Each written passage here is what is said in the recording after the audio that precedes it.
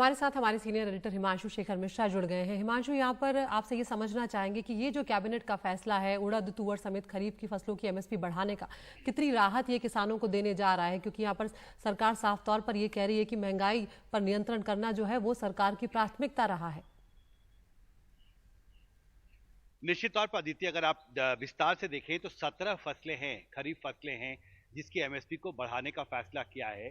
धान जो कि सबसे महत्वपूर्ण खरीफ की फसल है, उसकी जो एमएसपी है उसको 143 रुपए प्रति क्विंटल बढ़ाई गई है, जो कॉमन वेराइटी की धान होती है। और जो ग्रेड ए की जो धान होती है उसकी कीमत भी 143 रुपए प्रति क्विंटल बढ़ाई गई है।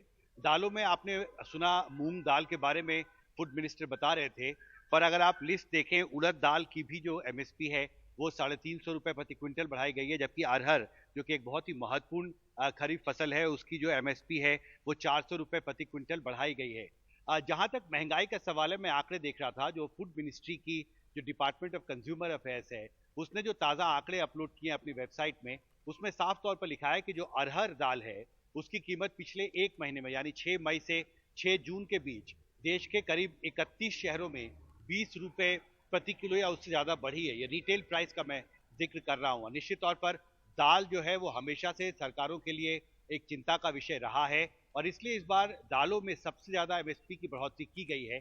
और उसके पीछे सोच ये है कि किसान जो नई खरीफ का सीजन शुरू हो रहा है उसमें दाल की फसलों की ज्यादा से ज्यादा बुआई करें। साथ ही एक और बड़ा फैसला कल भी फूड मिनिस्ट्री ने किया था अदिति, जिसमें यह तय किया गया था कि सरकार जो दाल खरीदती है किसानों से उसकी जो सीलिंग है उसको हटा दिया जाएगा। और उसमें भी सोच यही थी कि खरीफ फसल के दौरान सरकार जो है उसकी अब कोई सीमा नहीं होगी और किसान जितना ज्यादा चाहें वो अपनी दाल की उपज को सरकारी एजेंसीज को बेच सकते हैं।